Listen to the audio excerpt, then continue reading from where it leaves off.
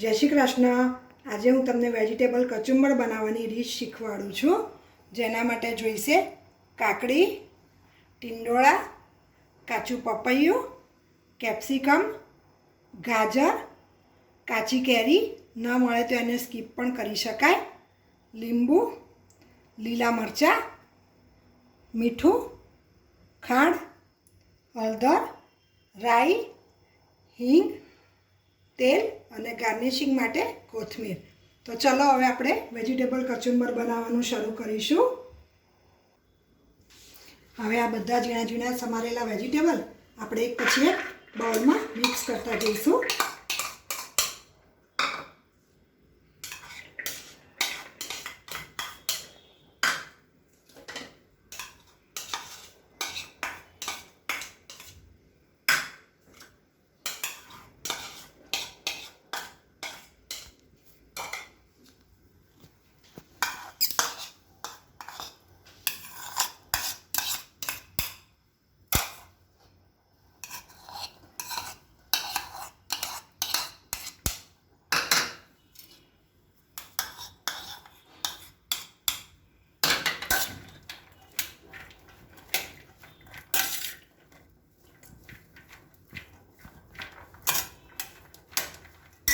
હવે આ મિક્સ કરેલું વેજીટેબલમાં જરૂર મુજબનું મીઠું નાખીશું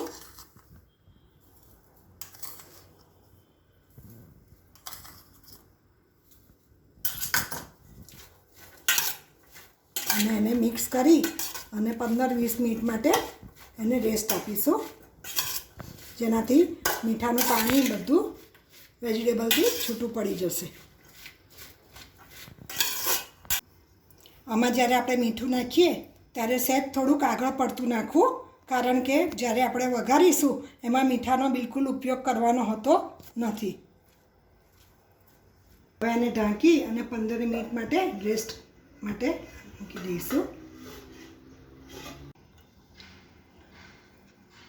જો 15 મિનિટ થઈ ગઈ છે અને આ વેજીટેબલમાં પણ બધું મીઠું પણ ભળી ગયું છે, તો આપણે આગળની રીત ચાલુ કરીશું।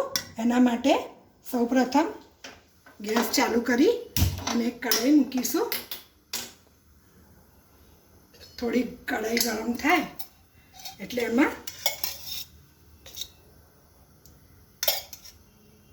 ત્રણ ચમચી તેલ મૂકીશું। આમાં તેલની બહુ જરૂર પડતી નથી એટલે થોડીક એમાં રાઈ ઉમેરીશું।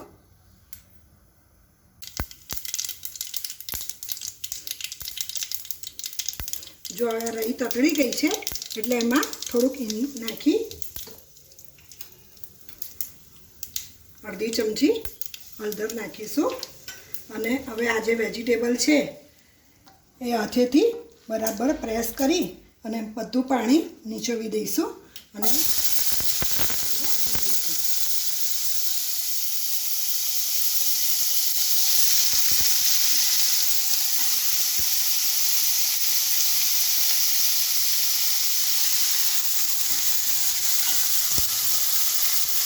હવે આ તબેથાની મદદથી આપણે બધું એને મિક્સ કરી દઈશું। આમાં બિલકુલ પાણીનો ઉપયોગ કરવાનો હોતો નથી, બધું પાણી મીઠાનું આપણે નીચવી દીધેલું છે। હવે ઢાંકી અને આપણે 2-3 મિનિટ એને ચડવા દઈશું અને કાચું પાકું જ કરવાનું હોય છે એટલે બહુ ચડવવાનું હોતું નથી।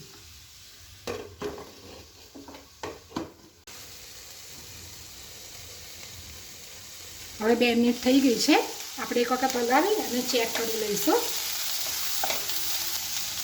લગભગ ચડવા માટે આવી ગયું છે અને આપણે 1 મિનિટ માટે ફરી ઢાંકીને મૂકી દઈશું। જો આ 1 મિનિટ થઈ ગઈ છે અને આપણું વેજીટેબલ કચુંબર પણ તૈયાર થઈ ગયું છે। એમાં હવે ધીમો તાપ કરી અને આપણે ખાંડ ઉમેરીશું।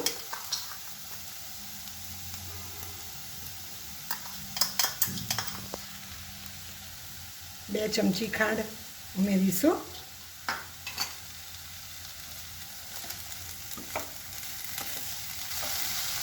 ખાંડ ઓગળી જાય એટલે લીંબુ નીચવી અને ગેસ બંધ કરીશું.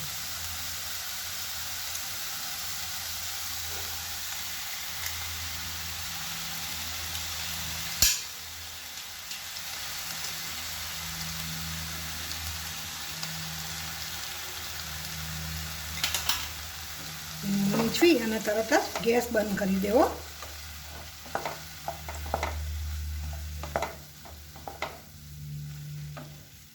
તો જુઓ હવે આ વેજીટેબલ કચુંબર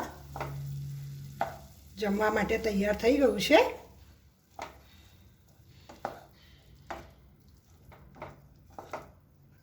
હવે આપણે વેજીટેબલ કચુંબર તૈયાર છે, જેને કોથમીર અને દાડમના દાણાથી આપણે ગાર્નિશિંગ કરીશું.